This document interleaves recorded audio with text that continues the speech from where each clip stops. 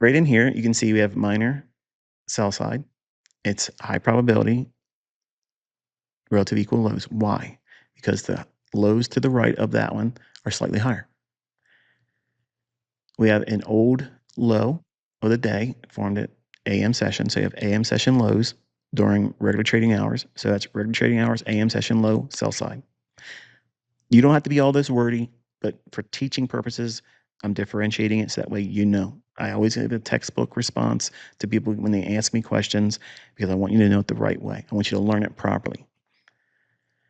The market sells off from here. Where should it sell off to?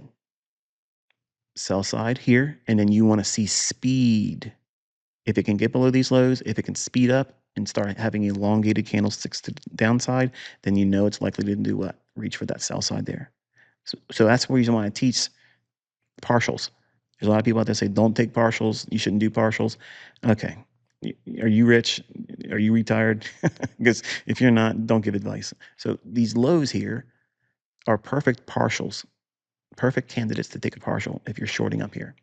This is an inversion fair value gap because it's the last major displacement on the upside before it hits a premium array and then it folds over.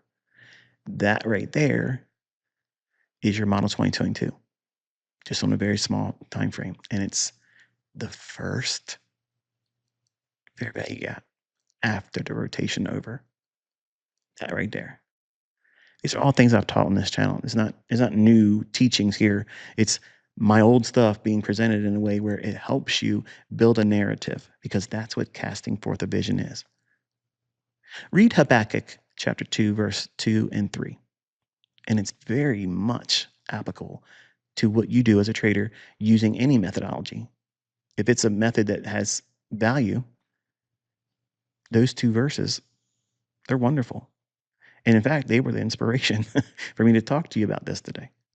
So the market drops aggressively after taking that low out and then clears the AM session regular trading hours low and just dives lower. Moving forward and offering the remainder of the day, you can see inversion fair value gap, uses the consequent encroachment there, sells off, fair value gap there, use that, sell it off, consolidation. John Murphy would love to see this highlighted on social media. It's a perfect bearish pennant.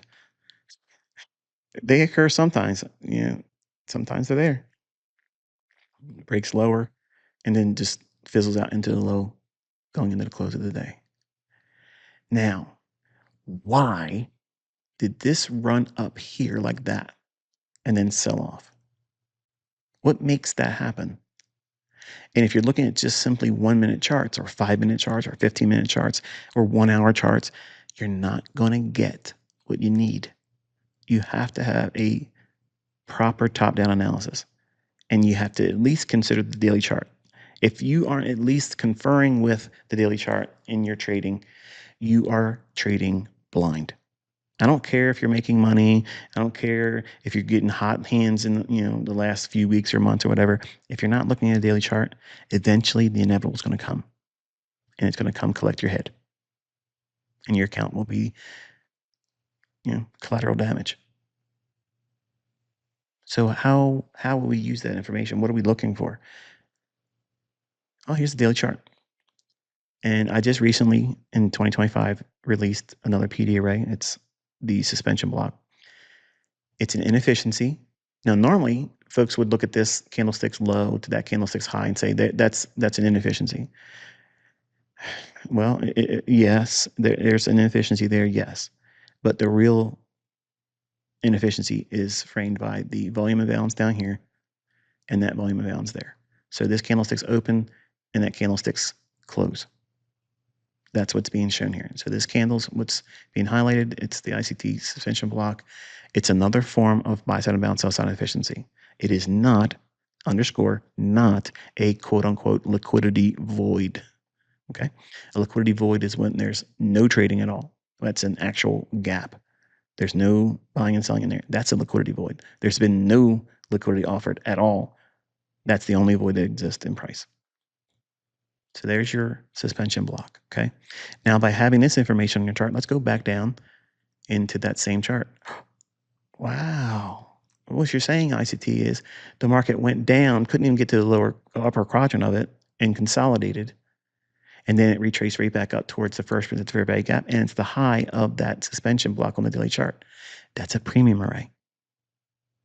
What do you think a premium array on a daily chart is going to do to price if it's bearish? Send it lower. Do you think it went lower off of that? Sure it did. But a lot of you probably were caught off guard because you're not looking for things on the daily chart.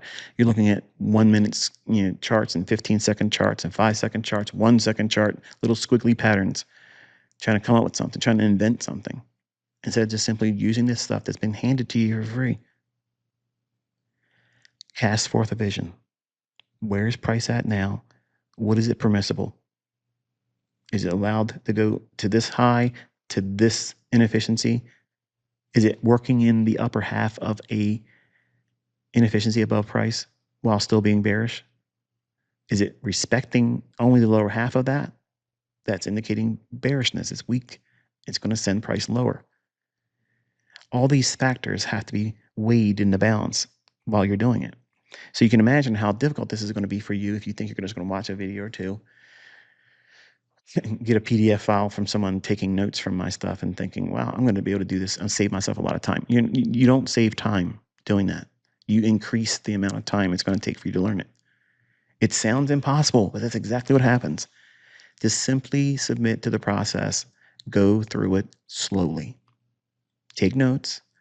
Watch what price has done yesterday, last week, and break them down. Do this with your charts. Notice what it's done here at 130. It creates that little run up to the top of that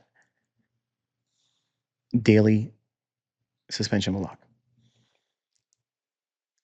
That right there is this high of that candlestick's open. So that little segment inside that candlestick is the price simply going right here, going up to go down. That's all it is.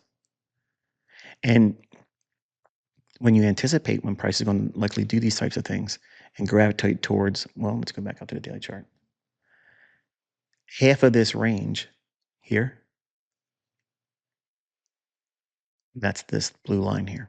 So up here, upper quadrant, that's reasonable because it would be going below that low. If there's sell side below that, try to reach to the upper quadrant of that daily suspension block.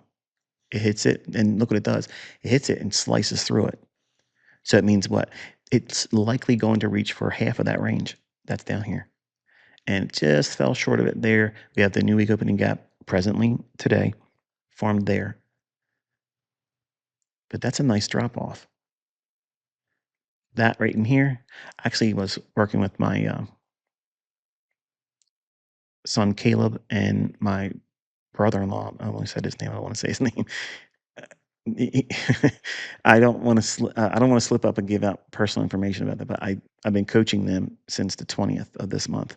They came over and I was teaching them how to read price action and whatnot. And I've done a couple things each day, showing them consistently every single day, even during the holiday volume stuff, going in and nailing it, getting near the highs and near the lows and vice versa, buying and selling. And I'm trying to get him to learn how to trade. So he knows that I did this trade in here, and that little tiny little piece of a move was enough to make $2,100 on paper. Because it's holiday, I'm not trying to get out here and be stupid, right? So, but it proves the point. Just getting out there and looking for something that makes sense. Is there a narrative that you can exploit behind what price is doing at the moment?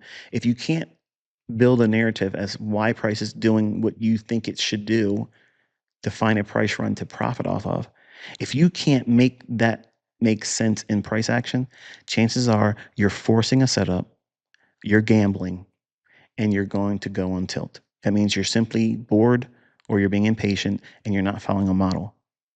You're gambling. You're letting the gambler drive the car and you're falling asleep like it's a Tesla driving you to the winner's circle. No way. If I'm going to be in the marketplace, I'm driving it. I'm the one doing it. Okay. I would never own a car that drives itself, and I would never let someone that's out of control drive my trading plan. And that is what I was at 20 years old. Trading plans and trading models were an alien concept to me then. Now it's all I consider. If there isn't a plug and play approach to what I see in price action, I've been here before. I know what it's doing. I know what it's trying to do here. I know it's going to use this type of manipulation. I know it's going to try to do this or that. That's how I can read every candle. And when I can't read every candle, I take a step back and say, I'm not interested. It's simple. I use the pre-market hours. That's being 7 o'clock to 9:30 in the morning. I'll watch during those times. And if I'm really dialed in and I'm calling every candlestick's fluctuation and I'm really in rhythm with it, I know I'm going to destroy the opening range and I'm going to probably get the low of the day or the high of the day and just rip the market apart. But if I'm not able to do that in pre-market hours, then I'm going to wait probably till 10 o'clock. So I'll let the first 30 minutes trade. See how beneficial that is knowing that?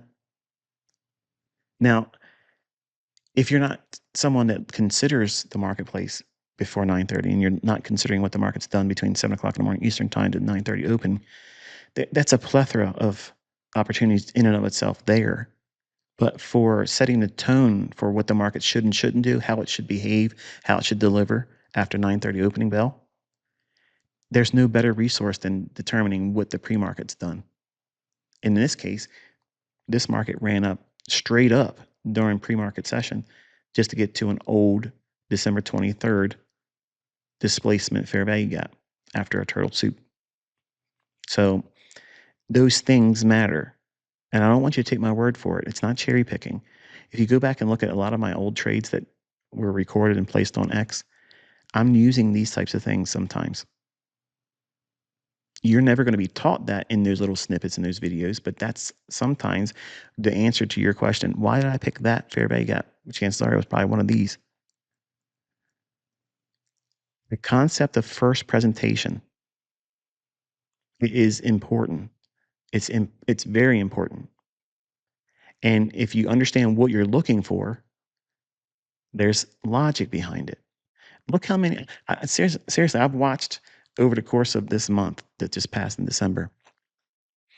And I said to my brother-in-law, I said to my best friend I grew up with, and my children, I said, "Look how often the first presented fair value gap is just hammering opportunities after next, after next, after next, over and over and over again." And I know some of you are thinking, like, "This is crazy. This is crazy." Right. If they're gonna change the algorithm, why is it still working? If they changed it, why is that still working? They're not gonna change it, okay? I promise you. I have no intentions of making any changes. So, hopefully, this is starting to make a little sense to you, and you're learning.